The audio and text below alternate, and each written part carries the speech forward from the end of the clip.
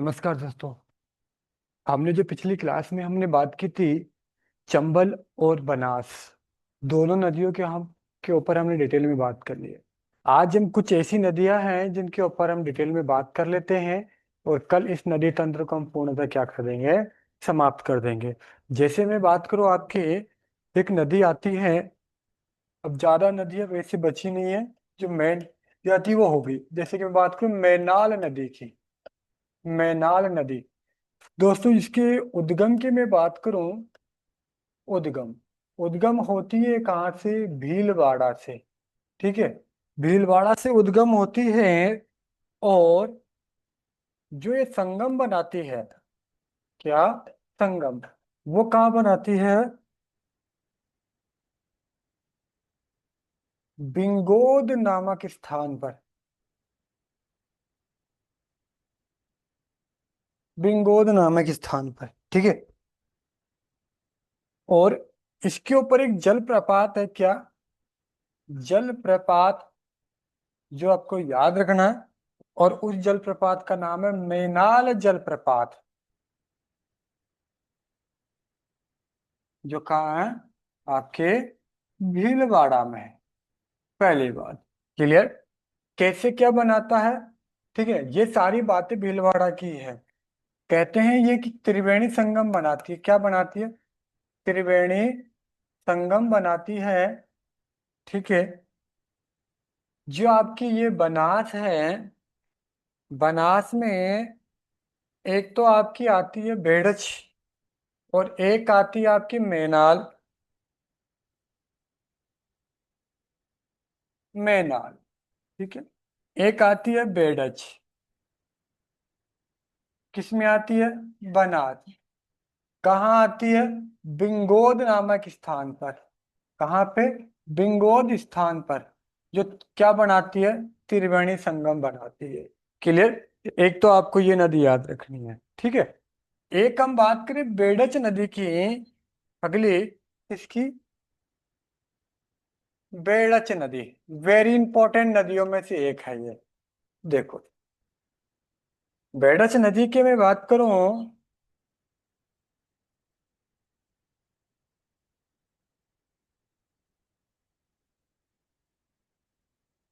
उद्गम की मैं बात करूं, तो ये उद्गम आपके जो उदयपुर शहर है, उदयपुर, कहाँ पे? उदयपुर में। और उदयपुर में कहाँ? गोगुंदा की पहाड़ी, यहां से होता है। और यहां से ये उद्गम होते हुए कुछ इस तरीके से ये जाके किस में मिल जाती है? आपके बनास में जाके मिल जाती है। ठीक है। एक नदी इधर आपसे अभी बात की थी, जो पढ़ ली अपन ने, कौन सी? मैनाल नदी। और यहाँ पे कहाँ संगम कहाँ होता है? आपको बता दिया है, जो त्रिवेणी होता है। त्रिवेणी संगम कहाँ पे? भीलवाड़ा, मांडलगढ़, ठीक है ना, और बिंगोद नामक स्थान पर ये क्या होता है? त्रिवेणी संगम होता है।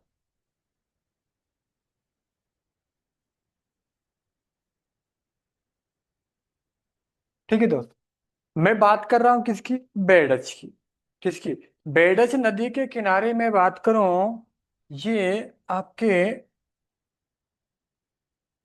उदयपुर में, चित्तौड़ में, फिर कहाँ ये? भीलवाड़ा में। 3 जिलों में इसका विस्तार है। अगर मैं विस्तार की बात करूं, तो आप क्या बताओगे कि उदयपुर, चित्तौड़, और कहाँ? भीलवाड़ा। इन 3 जिलों में इसका क्या है? विस्तार है। किसकी बात कर रहा हूं मैं? आपके बेड़च नदी की।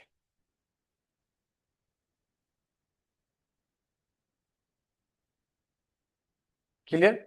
आगे देखो, बेड़च नदी जो है, ये जो नदी है, इसके बारे में ध्यान रखना। यह आपकी कुछ झीलों से होकर गुजरती है, ये कुछ झीलों से होकर गुजरती है जो आपको याद रखनी है। जैसे कि मैं बात करूं, ये आपकी है पिछोला झील। कौन सी झील? पिछोला झील।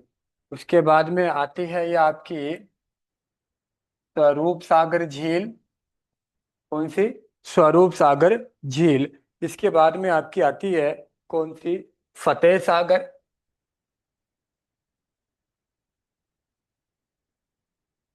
फतेह सागर झील। इसके बाद में कौन सी आती है आपकी? एक उदय सागर झील।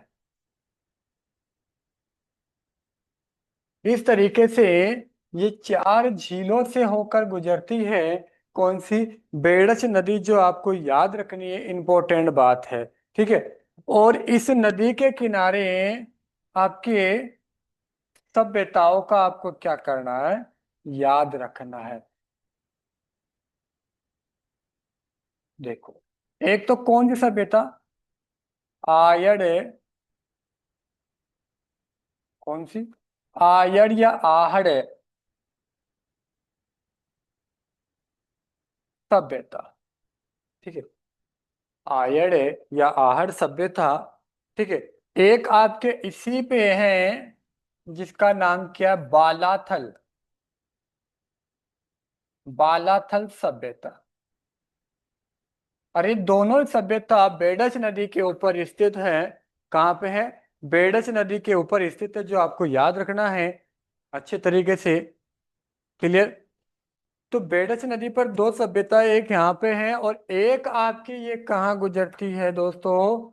आपकी चित्तौड़ जिले में गुजरती है ये। चित्तौड़ में। और चित्तौड़ में इसके ऊपर एक सभ्यता है, और उस सभ्यता का नाम है क्या? नगरी सभ्यता। ठीक है। तो आपको तीन सभ्यताओं के बारे में याद रखना है। आयड़, बालाथल और नगरी। ये तीन सभ्यताएं आपके बेडच नदी के किनारे पे स्थित है। दो सभ्यताएं उदयपुर में हैं और एक सभ्यता आपके चित्तौड़ में है। क्लियर? ये बात आपको याद रखनी है। ठीक है। अब इसकी एक सहायक है, इस नदी की एक सहायक नदी है जिसका नाम क्या? गंभीरी। क्या नाम है? गंभीरी। जो गंभीरी है वो कुछ इस तरीके से आती है, और इसका जो उद्गम होता है वो एमपी से होता है। कहाँ से होता है? एमपी से होता है, जो आपको याद रखना है। जावरा की पहाड़ी। कौन सी पहाड़ी?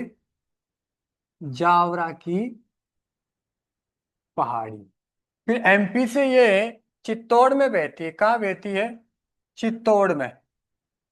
और चित्तौड़ में ये किस नदी में जाके मिल जाती है? आपके बेडच में जाकर ये मिल जाती है। ठीक है ना? और इसी की, अब मैं बात करूं बेडच की बात है। बेडच की एक सहायक है, बेडच की एक सहायक नदी है जिसका नाम है, उसको बोलते हैं गुंजाली या गुजरी नदी।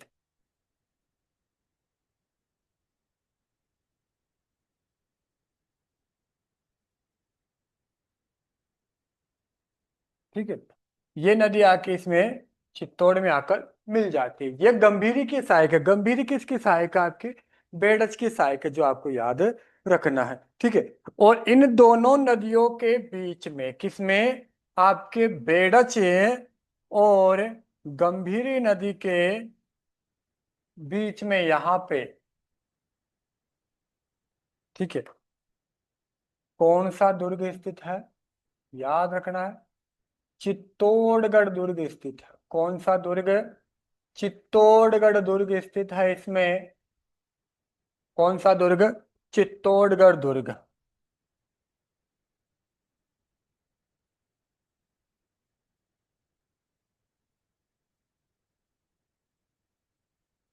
चित्तौड़गढ़ दुर्ग। ठीक है। कौन सा पठार है? अगर आपसे पठार पूछ ले इन दोनों के बीच में, तो मेसा का पठार जो 620 मीटर ऊंचा है समुद्र तल से। चित्तौड़गढ़ दुर्ग इन दोनों, कौन सी, गंभीरी नदी, और ये आपकी कौन सी है, बेडच नदी, इन दोनों के संगम पर स्थित है। इन दोनों के संगम या इन दोनों के बीच में स्थित है, जो आपको याद रखना है, बहुत इंपॉर्टेंट है। इंपॉर्टेंट तो इंपॉर्टेंट है, याद रखना है। ठीक है। एक आपके आती है क्या, कि इस नदी पर चित्तौड़ में, बेडच नदी पर चित्तौड़ में जो आपके हैं, बेडच नदी पर जो है आपके एक सभ्यता है जो मोस्ट इंपॉर्टेंट है, सभ्यता, जो बांध के रूप में भी है। किसके रूप में भी है, आपके बांध के रूप में भी है।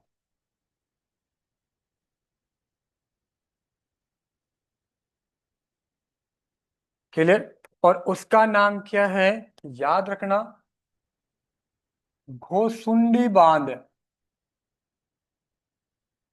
कहाँ पे है, बेडच नदी पर, कहाँ पे है आपके, चित्तौड़ में है।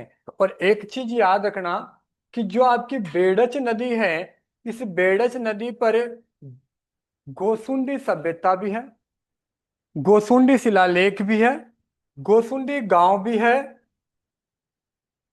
गोसुंडी गांव भी है। ठीक है ना।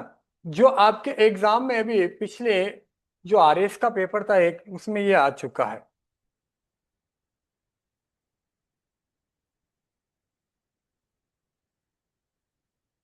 क्लियर। ये आपकी कौन सी, बेडच नदी और उसकी सहायक गंभीरी के बारे में हमने डिटेल में बात कर ली है। ठीक है। और त्रिवेणी संगम आपके कहाँ जाके बनाती है वो मैंने अच्छे से बता दिया। कितनी झीलों से होकर ये गुजरती है वो मैंने आपको बता दी। कितनी सभ्यता इस नदी पर स्थित है वो मैंने बता दी। दो सभ्यता है उदयपुर में, एक सभ्यता आपके चित्तौड़ में है, और एक आपके इसी को बोलते हैं घोसुंडी सभ्यता,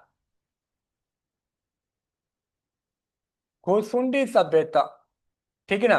गोसुंडी शिलालेख, गोसुंडी अभिलेख, गोसुंडी तालाब, ये सारी चीजें आपको बेडच नदी पर उदयपुर में मिलेगी। इसके बाद में आपकी एक नदी और आती है जिसका नाम है आपकी, छोटी सी नदी है जिसके बारे में बात कर लेते हैं, खारी नदी।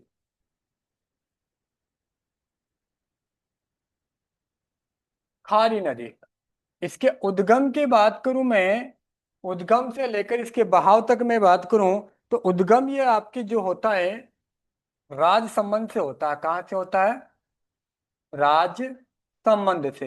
राज संबंध में कहते हैं बिजराल की पहाड़ी से, बिजराल की पहाड़ी से इस नदी का उद्गम होता है। और ये नदी यहाँ से उद्गम होते हुए कुछ इस तरीके से आपके टोंक जिले में, टोंक जिले में डाई के साथ मिल जाती है। इधर से डाई आती है, ठीक है ना। और किस में जाके मिल जाती है, आपके बनास में जाके मिल जाती है। ठीक है। ये आपकी बनास नदी, और ये आपकी गंभीरी नदी, सॉरी, कौन सी नदी, ये आपकी खारी नदी, और ये आपकी डाई नदी। और कहाँ मिलती है, टोंक में मिलती है, टोंक में। टोंक बोले तो आपके राजमहल देवली, देवली, देवली में भी कहाँ, राजमहल में मिलती है। क्लियर। यहाँ पे टोंक में, पहली बात। दूसरी बात, इस नदी के ऊपर ही मैं बात करूं, हमारे जो देव नारायण जी का मंदिर है भीलवाड़ा में, कहाँ पे, भीलवाड़ा में एक मंदिर है, किसका, देव नारायण जी का मंदिर है यहाँ पे, जो आपको याद रखना है, देव नारायण जी का, देव नारायण जी। कहाँ पे, आसिंद में। आसिंद कहाँ पड़ता है, भीलवाड़ा में पड़ता है। क्लियर। इसके बारे में बात करूं, कि इस पे अजमेर के अंदर, कहाँ पे, अजमेर में नारायण सागर एक डैम बना हुआ है इस नदी के ऊपर, जो आपको याद रखना है, ठीक है। और जो डाई नदी है, डाई नदी पर एक बांध है जिसका नाम क्या है? लसाड़िया का बांध।